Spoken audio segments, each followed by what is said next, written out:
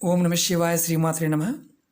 మిత్రులకి శ్రేవులాషులకి అలాగే నన్ను ఇంతగా ఆదరిస్తున్న యూట్యూబ్ ప్రేక్షకులందరికీ కూడా పేరు పేరు ధన్యవాదాలు.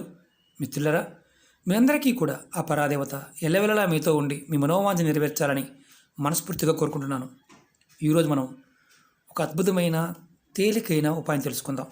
అక్షింతలతో మనం అందరం కూడా ప్రతి ఒక్కరం ధనవంతులు కావాలి, కోటీశ్వరులు కావాలి అని కోరుకుంటూ ఉంటాం. అవ్వాలి అంటే కంపల్సరీగా కష్టపడాలి. కష్టపడినా ఒక్కొక్కసారి కాలం సహకరించినప్పుడు, అంటే ప్రకృతి మనకు సహకరించినప్పుడు కష్టానికి తగ్గ ప్రతిఫలం రాదు. ఒక్కొక్కసారి మన చేతిలో ఒక్క రూపాయి కూడా మిగలదు. ధనదానికి సంబంధించి అంటే మనం వ్యాపారం కావచ్చు, వృత్తి కావచ్చు, ఏ పని చేసినా, వ్యవసాయం కావచ్చు, ఏది చేసినా మనకి ధనానికి సంబంధించిన సమస్యలు వస్తూ ఉన్నాయి అంటే దానికి కారణం మన జాతకంలో ఉన్న దోషాలు, అలాగే మన చుట్టూ ఉన్న ప్రాకృతికమైన శక్తి మనకి సహాయం చేయటం లేదని అర్థం. కష్టపడాలి, కంపల్సరీగా కష్టపడాలి. కష్టపడిన తర్వాత మనకి ఫలితం సరిగా రానప్పుడు మాత్రమే ఇలాంటి వాటిని ప్రయత్నం చేయాలి. ఫలితం రావడం లేదు, మళ్ళీ కష్టపడాలి. కానీ కాలం కూడా మనకు సహకరించాలి. కాబట్టి ఇలాంటి ప్రాకృతికమైన పదార్థంతో మనం భగవంతుని ఆరాధించినప్పుడు ఆ శక్తి మనకి, ఆ ప్రకృతి మనకి ఇస్తుంది. అప్పుడు మనం చేసే ప్రతి పనిలో విజయాన్ని పొందగలుగుతాం. ఈ చిన్న చిన్న ఉపాయాలు చాలామంది ఏంటంటే ఈ చిన్న చిన్న ఉపాయాలని తక్కువ చేసి చూస్తూ ఉంటారు. ఇవన్నీ ఎందుకంటే ఏది దీంతో అయిపోతుందా అంటారు. ఇప్పుడు గుర్తుంచుకోండి, ఏదైనా చిన్నదానితోనే మొదలవుతుంది. మన మానసిక శక్తిని ప్రేరేపించే ప్రాకృతికమైన శక్తి సరిగా ఉన్నప్పుడు మనం పెద్ద పెద్దవి చేయవలసిన అవసరం కూడా ఉండదు. చిన్న వాటితోనే సమస్యకి సమాధానం దొరుకుతుంది. ఈ రోజున ఈ ఉపాయానికి ఎందుకు చేయాలంటే, ఖచ్చితంగా ధనవంతులు కావడానికి, మనం కోటీశ్వరులు అవ్వడానికి ఈ ఉపాయం అద్భుతంగా పనిచేస్తుంది. సమస్యలు తొలగిపోతాయి, ధన సంపద పెరుగుతుంది, మనం చేస్తున్న పనులు ఆటంకాలు లేకుండా పూర్తవుతాయి, ధనలాభం కలుగుతుంది. ఈ ఉపాయాన్ని ఆడవారిని మగవారిని చేయవచ్చు.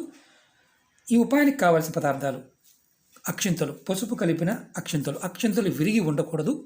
చక్కగా బియ్యాన్ని, మంచి బియ్యం తీసుకోండి, విరగకుండా ఉన్న వాటిని తీసుకొని తయారు చేసుకోండి. ఈ ఉపాయం శుక్రవారం నాడు చేయాలి. శుక్రవారం ఉదయం నిద్ర లేచిన తర్వాత స్నానాది కార్యక్రమాలు ముగించుకొని మీ పూజా గదిలో లక్ష్మీ అమ్మవారి పటం ముందు ప్రమిది కానీ లేదంటే మీరు కుందులు తీసుకోండి. తీసుకొని ఎర్రటి ఒత్తులు వేసి ఆవు నెయ్యితో దీపారాధన చేయండి. అలాగే అక్షింతలు ఏంటంటే ఒక 21 లెక్కేసుకొని గింజలు 21 అక్షింతలు తీసుకోండి. 21 విరగకుండా ఉన్నవి 21 అక్షింతలు తీసుకొని మీరు ఏం చేస్తారంటే ఒక కొత్త ఎర్ర క్లాత్ తీసుకోండి. ఒకటి గుర్తుంచుకోండి, బియ్యం ముక్కలు లేకుండా ఉన్న అక్షింతలు మాత్రమే తీసుకోండి. అలాగే రెడ్ కలర్ క్లాత్ ఒక చిన్న మొక్క తీసుకోండి. తీసుకొని దానిలో ఈ 21 అక్షింతలు వేయండి. తర్వాత వీటిని మీరు మూటగా కట్టండి. ముందు అమ్మవారి ముందు దీపారాధన కుందిలో కానీ ప్రమిదిలో కానీ ఎర్రటి ఒత్తులు లేవనుకోండి, ఇలా మీరు కుంకుమ తీసుకోండి. కుంకుమలో ఇలాంటి తెల్లటి ఒత్తులు తీసుకొని కుంకుమలో వీటిని చక్కగా కలపండి. ఇలా కలిపి వీటిని ప్రమిదిలో వేసుకోండి. మీకు చూపించడం కోసం మాత్రం చెప్తున్నాను, 2 ఒత్తులు మాత్రమే, ఎక్కువ కాదు. ఒకవేళ మీకు ఎర్రటి దారం దొరుకుతుంది పూజా వస్తువులు అమ్మే షాపుల్లో, అక్కడ ఎర్ర దారం దొరికితే ఇలాంటి దారాన్ని తీసుకోండి. ఆవు నెయ్యితో మీరు 2 ఒత్తులు వేసి వెలిగించండి. అమ్మవారి ముందు ఒకటే కుంది 2 ఒత్తులు వేసి వెలిగించవచ్చు. లేదంటే ఒక ప్రమిది తీసుకొని 2 ఒత్తులు వేసి వెలిగించవచ్చు. ఆవు నెయ్యితో, ఆవు నెయ్యి కాకుండా వేరే దాంతో వెలిగించకూడదు, అది గుర్తుంచుకోండి. తర్వాత మీరు ఏదైతే మీరు 21 బియ్యపు గింజలు వేశారో ఈ క్లాత్ని మూటగా కట్టండి. మూటగా కట్టి ఈ మూటని మీరు ముడివేయండి. అమ్మవారి పట్టం ముందు పెట్టండి. పెట్టిన తర్వాత మీరు శ్రీ సూక్తం చదవండి. మీరు అమ్మవారి మంత్రాన్ని, అంటే లక్ష్మీదేవి మంత్రాన్ని, అష్టోత్తరం కానీ శతనామావళి కానీ, అలాగే మీకు చదవడం వస్తే శ్రీ సూక్తాన్ని చక్కగా చదవండి. మాకు చదవడం రాకపోతే వినండి. అప్పుడు అమ్మవారి నామాన్ని, లక్ష్మీదేవి నామాన్ని, అష్టోత్తరంలో ఏ నామమైనా సరే, ఓం లక్ష్మీయే నమః అనైనా సరే 108 సార్లన్నా చదువుకోండి. ఎందుకంటే మాకు చదవడం రాదనే వారు వినవచ్చు, అమ్మవారి నామాన్ని మనసులో మననం చేయవచ్చు. ఇది గుర్తుంచుకోండి. దీన్ని పూజ అయిపోయిన తర్వాత అమ్మవారికి మీరు ఏదైతే దీపం వెలిగించారో ఆ దీపాన్ని అలాగే ఉంచాలి. అమ్మవారి ముందు మీరు ఏం చేస్తారంటే వీలైతే పాలు, బెల్లం ఈ రెండింటిని నైవేద్యంగా పెట్టండి. పాలు కానీ బెల్లం కానీ, మాకు పాలే ఉన్నాయండి బెల్లం లేదంటే ఒకటే పెట్టవచ్చు. లేదు అనుకుంటే బెల్లాన్నైనా నైవేద్యంగా అమ్మవారి పటం ముందు పెట్టండి. మీరు ఈ ఉపాయాన్ని చేసిన తర్వాత ఈ దీపం మీకు కొండెక్కిన తర్వాత ఈ ఏదైతే క్లాత్తో మూట కట్టామో దీన్ని మీ హ్యాండ్ బ్యాగ్లో కానీ మీ పర్సులో కానీ పెట్టుకోండి. ఈ క్లాత్తో అంటే చిన్న క్లాత్ పెట్టుకోవచ్చు. మీకు ఈ ఉపాయాన్ని నెలకు ఒకసారి చేయవచ్చు. ఆడవారైనా మగవారైనా చేయవచ్చు. ఆడవారు నెలసరి ఉన్నప్పుడు మాత్రం చేయవద్దు. మిగతా ఎటువంటి నియమ నిబంధనలు, ఆహార నిబంధనలు ఏమీ లేవు. మీ బ్యాగ్లో కానీ హ్యాండ్ బ్యాగ్లో కానీ మీ పర్సులో కానీ పెట్టుకోవచ్చు. వ్యాపార సంస్థ అనుకోండి, వ్యాపారం చేసేవారు మీరు ఏదైతే మీ లాకర్ ఉంటుందో దాంట్లో పెట్టుకోవచ్చు. ఇది నెలకొక్కసారి మార్చుకుంటూ ఉండాలి. నెలకొకసారి చేయాలి. ఈ మూటని తీసి మీరు పారే నీళ్ళల్లో కానీ లేదా ఏదైనా చెట్టు మొదల్లో వదిలేయవచ్చు. ఇది మీరు నెలకొకసారి చేయవచ్చు.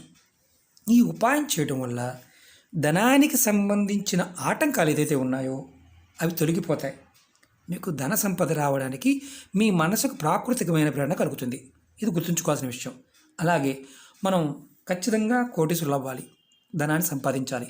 మన మనసులో ఎప్పుడూ కూడా ఒకటి గుర్తుంచుకోవాలి, నాకు ధనం వస్తుంది, ప్రకృతి నాకు ఇస్తుంది అని బలమైన సంకల్పాన్ని ఏర్పాటు చేసుకోవాలి మన మనసులో. మనం ఇప్పుడు ఏం చేయాలంటే ఖచ్చితంగా కోటీశ్వరులు కావాలి. అప్పుడు ఏం చేయాలంటే ప్రతి శుక్రవారం నాడు సాయంత్రం మీ ఇంట్లో ఈశాన్య దిక్కున అంటే ఉత్తరం తూర్పు మధ్య కార్నర్ ఏదైతే ఉంటుందో ఈశాన్య దిక్కు అంటాం. ఈశాన్య దిక్కున ఆవు నెయ్యి వేసి దీపం వెలిగించాలి. అది కూడా ఎర్రటి ఒత్తులతో.